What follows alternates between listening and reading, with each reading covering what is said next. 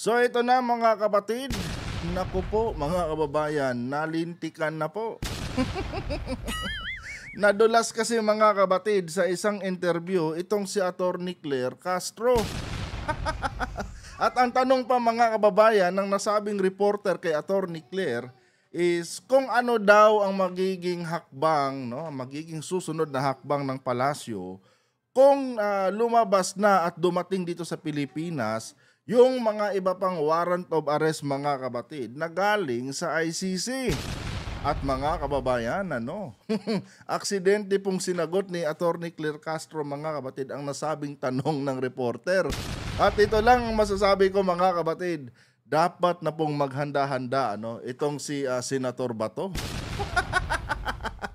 Baka kung sakaling dumating yung warrant of arrest mga kapatid, baka hindi na abutin ng eleksyon sa Mayo itong si Senator Bato mga kababayan. Pero bago ang lahat mga kapatid, One Talk PH nga pala nagbabalik po para sa panibagong update. So ito na mga kapatid, ano, panoorin muna natin ang nasabing video bago tayo magbigay ng ating personal na mga inputs. Personally, at sa mga dito po, parang hindi pa po kami nakakahimig na merong pang parating na alam namin malamang meron. Pero kung against sa Senator Bato de la Rosa and General Albayalde, parang wala pa po kaming nahihimigan. Sabi ni Attorney Claire dito mga kapatid, wala pa daw silang kumbaga, wala pa silang idea, no, kung may darating ba na warrant kila Senator Bato. Pero dito mga kababayan, pakinggan nyo po kung ano yung naging sunod na sagot ni Attorney Claire dito sa itatanong sa kanya ng reporter. Hindi pa po nakakarating kung meron naman. So parang ayaw namin mag-speculate. But definitely kung magkakaroon po, kung magkakaroon po, siguro same pattern. Mga kapatid, delikado to. Tinanong siya, Attorney Claire, ano ba ang magiging susunod na hakbang ng Malacanang kung sakali mang may dumating uli na warrant galing sa ICC? Sabi ni Attorney Claire, kung patungkol yan kila Senator Bato, wala pa kaming idea. Wala pa kaming naririnig na mga bali-balita dyan na yun na nga, no? Ipapadala na yung warrant ni Senator Bato. Pero mga kababayan, sabi ni Attorney Claire dito, kung sakali man na dumating yung warrant na yan, baka the same procedure.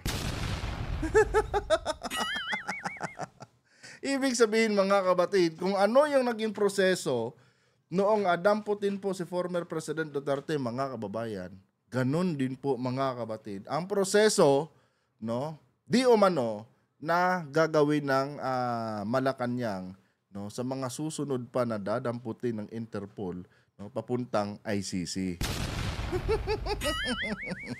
Nako, parang merong hindi aabot sa eleksyon mga kabatid, bag nagkataon. Ito, pakinggan natin uli mga kababayan. Ayaw namin mag-speculate. But definitely kung magkakaroon po, kung magkakaroon po, siguro same pattern.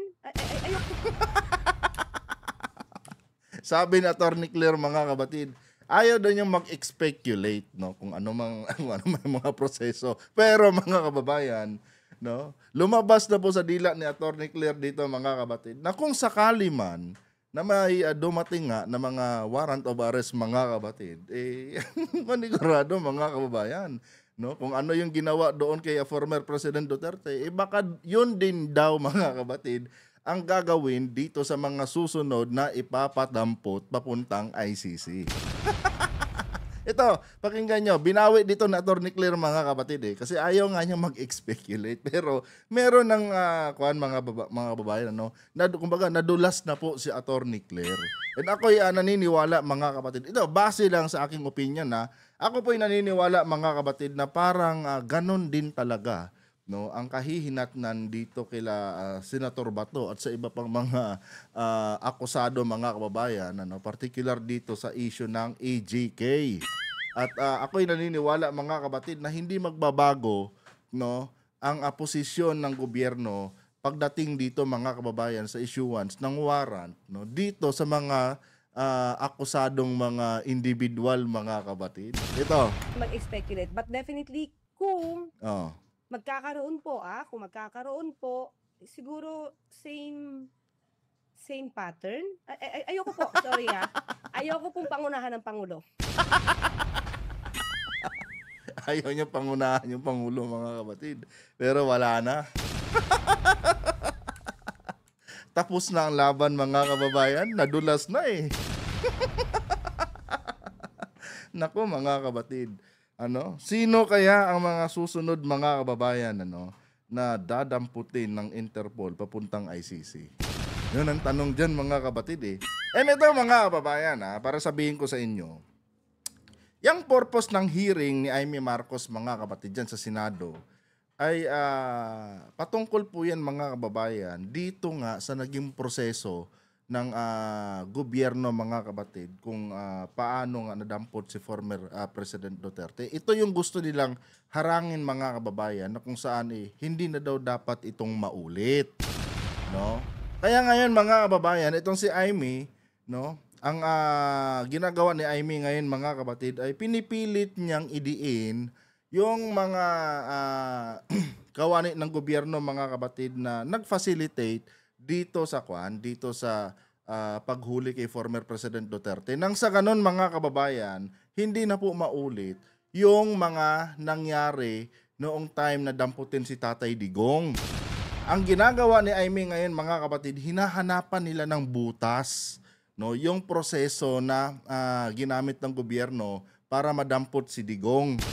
Kasi nga mga kababayan, ayaw nilang mabawasan pa, no, yung mga kakampi ni Sara Duterte mga kapatid pag hinarap na ni Sara yung kanyang tawag nito impeachment.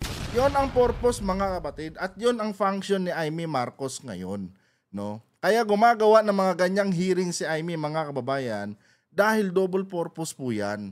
Una-una mga kapatid para po maproteksyonan yung mga individual, no, na mga kumbaga itong mga senators na makakatulong kay Sara sa pagharap dito sa kanyang impeachment. Pangalawa mga kababayan, para po ma-safe keep mga kapatid yung mga kaalyado ni Digong, no, na kung saan involved po mga kababayan dito sa nasabing EJK. Yun ang purpose ng mga hearing dyan ni Amy Marcos mga kapatid. Kanya nga lang mga kababayan, ako po'y naniniwala na ang ating gobyerno mga kapatid, no, sa kabila po ng mga hearing na ginawa ni Amy, ay mananatili pa rin mga kapatid sa kanilang paninindigan patungkol nga dito sa pag-aresto sa mga sangkot sa EJK kung sakali mang dumating, no, itong warrant of arrest na galing sa ICC na isi-serve dito sa atin ng Interpol.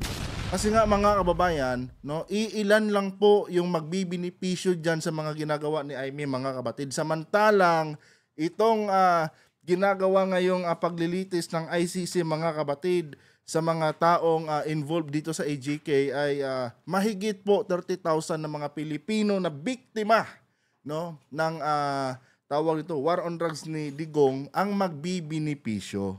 Siyempre mga kababayan, hindi magdadalawang isip ang ating gobyerno, no, na ibigay talaga yung mga taong ito. And in the first place mga kapatid, ginusto nila yan eh. Diba? So nasa kanila na yan, no, kung ano yung gagawin nila para matakasan itong mga warrant of arrest, diba?